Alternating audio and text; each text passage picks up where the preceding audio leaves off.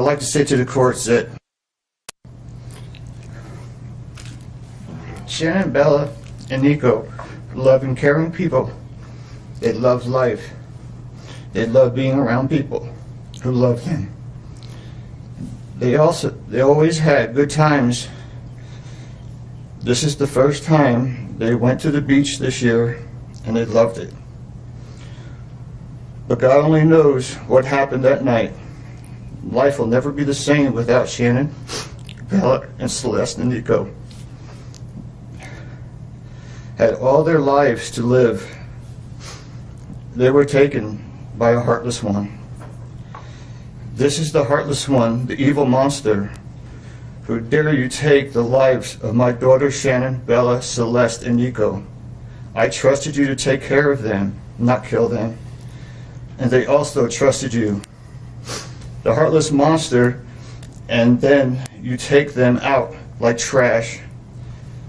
You disgust me. They were loving and caring people. You may have taken their bodies from me, but you will never take the love they had from me. They loved us more than you will ever know, because you don't know what love is, because if you did, you would not have killed them. You monster, thought you would get away with this. I don't know how. The cameras do not lie.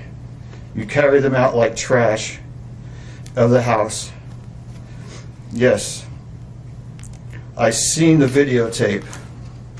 You buried my daughter Shanann and Nico in a shallow grave, and then you put Bella and Celeste in huge containers of crude oil. You heartless monster. You have to live with this vision every day of your life, and I hope you see that every time you close your eyes at night. Oh, I forgot. You have no heart or feelings or love.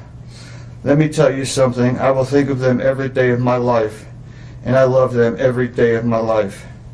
Prison is too good for you. This is hard to say, but may God have mercy on your soul. I hope you enjoy your new life. It's nothing like the one you had out here. May the courts have no mercy on you.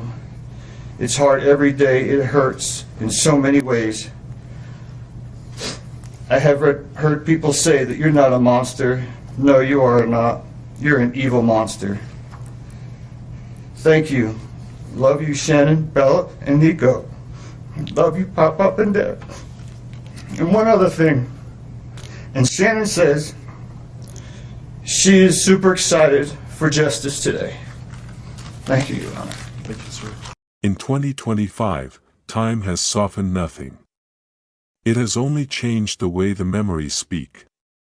For Shanann Watts' parents, the years have passed like pages turned too quickly, each one carrying the same question they still ask themselves in quiet moments. How did we not see it then? Back then, the world saw a polite, soft-spoken man who worked hard and kept to himself. A husband who stood beside their daughter in photos, a father who smiled on command. And like so many others, they believed what they were shown. They remember the early days clearly. Shanann sounded hopeful when she talked about her marriage, determined to make it work, convinced that love and effort could fix anything. When concerns crept in, they were small, easy to dismiss. Stress, finances, long work hours. Nothing that screamed danger. Chris never raised his voice in front of them. He never appeared cruel. And so, they trusted him with the most precious thing in their lives. Looking back now, the memories rearranged themselves. The quiet pauses in conversations. The way Shanann carried more weight than she should have, emotionally and physically. The subtle distance that grew, unnoticed because it grew slowly. Hindsight has a way of turning whispers into warnings, but at the time, those whispers blended into everyday life. As her parents speak in 2025, their voices carry both love and regret. Not regret for loving their daughter, but for believing appearances. For accepting calm as kindness and silence as stability. They know now that danger doesn't always announce itself loudly. Sometimes it sits at the dinner table, smiles for the camera, and waits. Stories like this matter, not for curiosity, but for awareness. If this moment has already made you pause, take a second to like and subscribe, and stay with us as we continue uncovering what was hidden in plain sight. Because the truth, once seen clearly, never looks the same again. You know, I've been doing this for 45 years. There's no category for this. This is just pure evil. Work of the devil. He put Shanann's body inside the cab. And the floorboard on the floor. That's where they found all the So hair. this is like a king cab. The Has a work back truck. seat. Yeah, four-door. So the girls were, their feet were on their mommy, but they thought she was sleeping or sick. Yeah, well, yeah, you don't know what they thought, you know? You can only imagine. Well, as a grandfather, I can't imagine. Those are my grandchildren. I love them. They were mine. What do you say to yourself about that? There's many times that I just feel like giving up. If it wasn't for God, I wouldn't be here. I've talked to my wife Robin about this, and she sends her love, and she says, I absolutely know what haunts Sandy as a grandmother is hearing her daughter's voice in her head and hearing her grandchildren's voice in her head. Dr. Phil, I felt my daughter's spirit the moment she died. Something woke me up, and I sat at the foot of, sat up, and a spear went through my forehead, and I heard the Holy Spirit say, Shanann.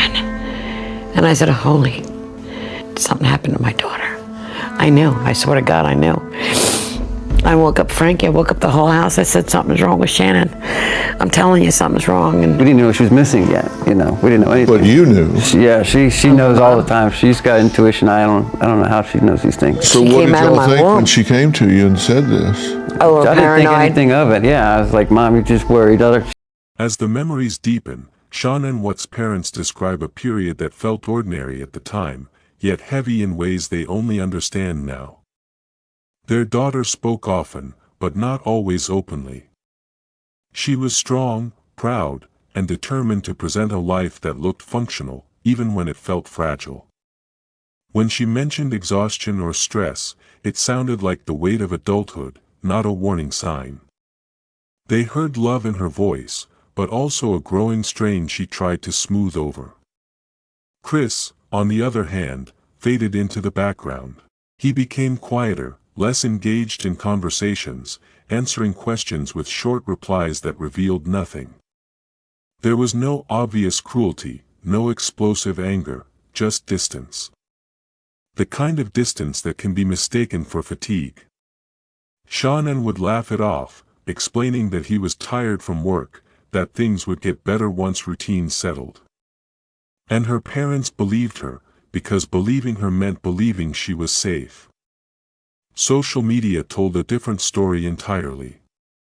Videos showed smiles, playful children, and a husband who appeared present and supportive. To anyone watching from the outside, it looked like stability. But privately, there were moments when Shanann sounded unsure, when her confidence cracked just enough to let concern seep through. Financial stress, health challenges, and the pressure of holding everything together weighed on her, even as she continued to hope. Now, in 2025, those small moments feel unbearably loud. The missed calls, the rushed conversations, the instinct to reassure instead of question. Her parents speak of how love can sometimes blind you, how trusting your child's strength can make you overlook their vulnerability. They don't blame themselves aloud, but the silence between their words carries that weight. If this part of the story feels familiar, you're not alone. Share it with someone who needs to hear it, and stay with us. Some truths only become clear when we're willing to listen closely to what once felt unimportant. Party of being a boy, but they put that on freeze because he was being, Strange. Distant. yeah. And so the baby was alive when her life was taken. Yes. And Chris was saying, to protect himself, that the baby wasn't his, and then they tried to say that the baby wasn't alive.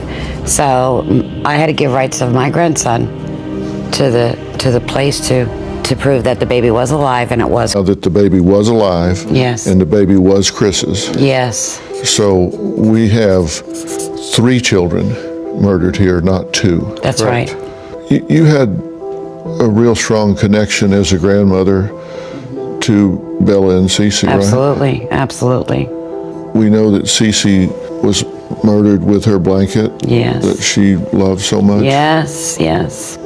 Do you torture yourself with wondering what they were thinking in those final Every moments? second of my life. And what do you say to yourself? That they were screaming for their mom and us. No doubt in my mind.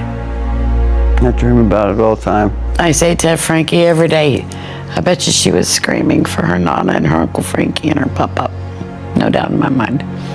We lived with them for 15 months. Our daughter had lupus. I closed up my salon and moved to Colorado to help my daughter with Cece. So I was there in a heartbeat. You may disagree with this, and I don't mean to impose my beliefs on anyone, but I do believe in afterlife awareness. Mm-hmm. And I do believe that Shanann and Nico and Bella and Cece have access. And What did they say to me when they came to see me? have they? The morning Shanann disappeared did not begin with certainty. It began with confusion. In the hours that followed, her parents remember time stretching in unnatural ways, each minute heavier than the last. Calls went unanswered. Messages sat unread. At first, they told themselves what any parent would, that something had come up, that she was busy, that worry was unnecessary. But deep down, a quiet unease had already taken hold. When news reached them that Shanann and the girls were missing, disbelief drowned out fear. This was not how reality was supposed to unfold. Families didn't vanish in the middle of ordinary lives. As the day dragged on, they watched from a distance, powerless, waiting for answers that never came. Then they saw Chris on television. Calm. Controlled. Speaking carefully about wanting his family home. To many, he looked like a worried husband. To them, something felt wrong, though they couldn't yet explain why. It wasn't evidence that triggered the fear, it was instinct. A pause that lingered too long. A lack of urgency that didn't match the situation. Her parents would later say that it felt like watching a stranger wear a familiar face. Still, hope clung to them, fragile but persistent. Hope that Shanann would walk through the door. Hope that the girls would be found safe. Hope, even when reason began to fade. As investigators moved in and questions sharpened, the waiting became unbearable. Every update felt like standing on the edge of something terrifying, not yet visible but rapidly approaching. The world watched the story unfold in real time, but for her parents, the world narrowed to one question: where is our daughter? If you're still with us, take a moment to like this video and stay subscribed. Stories like this unfold slowly for a reason, because truth often arrives in pieces, and every piece matters.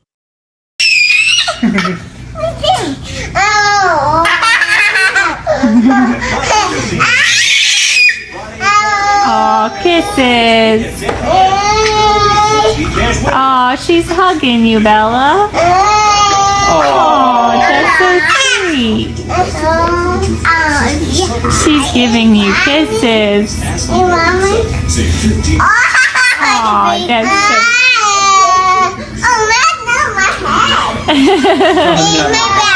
Oh, you want her to rub your back?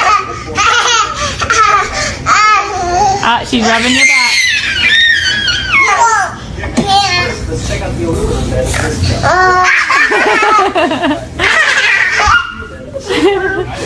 She's got you, Bella. Leave it closed though.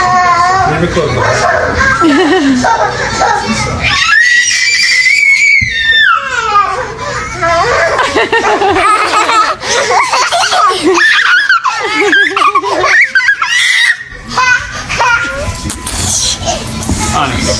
Lie down, honey. She's coming to get you. Just Come here. Chris. I don't want a video of you. Uh-oh. When the truth finally emerged, it did not arrive gently. It came as a collapse of everything they thought they understood. Confessions, details, timelines, each revelation stripped away another layer of denial. For Shanann Watts' parents, there was no preparation for the reality that the danger had not been outside the home, but inside it all along. The man they trusted, the man the world had defended in the early days, was responsible for the unimaginable. Courtrooms replaced hope. Words like evidence and motive replaced prayers. They listened as facts were laid out with clinical precision, each one cutting deeper than the last.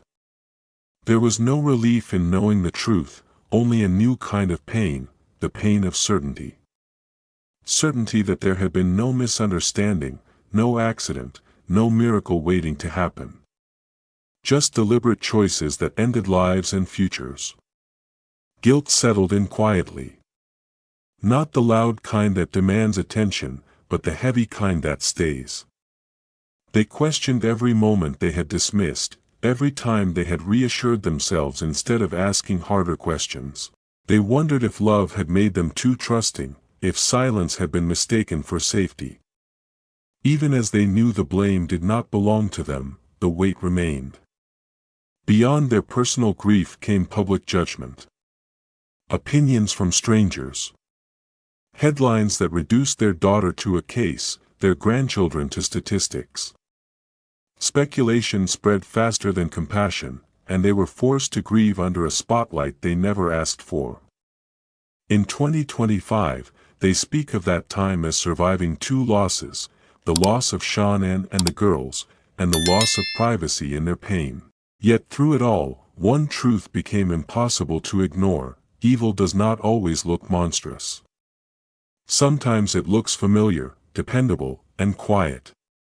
And realizing that truth is a burden they will carry for the rest of their lives.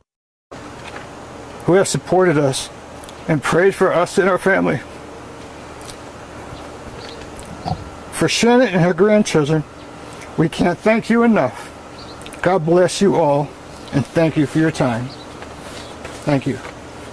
Hey, Frank, quick question, and asked this respectfully, but was there any fear about coming forward because you're now giving these people that are saying this stuff even more for their platforms, if you will? No. And did you come here, back to Colorado here today, I mean, for the sole purpose of doing this? Yes, I did. Why? Why? Because I felt it needed to be done here at her house. Because that's how bad it is. Yes, it is. I mean, are people, you know, it sounds like a lot of this is happening in the online space. I know you don't want to go too much into it, but people hide behind those names on the internet, and it sounds like that's what's kind of going on. Yes. Can you tell me a little bit more about that and how that's... Basically, it's a non-stop thing. Everybody's talking about things that were not done correctly, and keep pushing the issues. It's a lot of ugly out there. A lot of ugly. I mean, how is your family? This should be your time to grieve.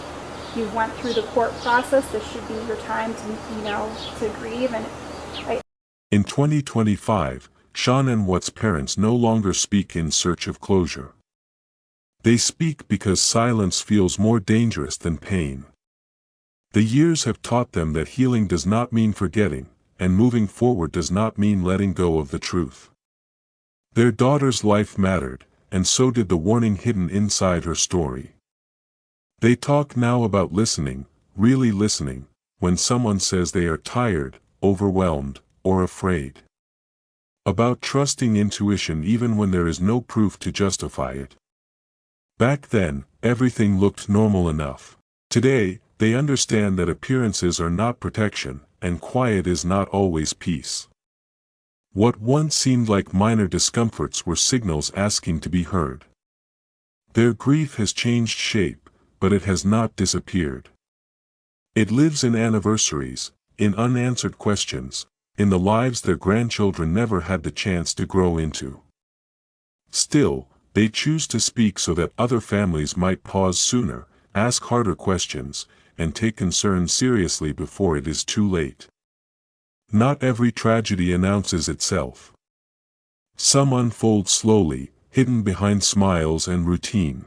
As they reflect, there is no bitterness in their voices, only resolve.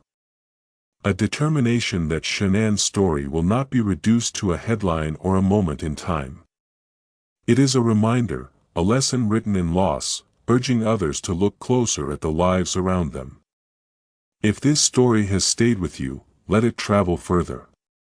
Like this video, subscribe to The Hidden Verdict, and share it with someone who needs to hear it. Because remembering is not just about the past, it is about protecting the future.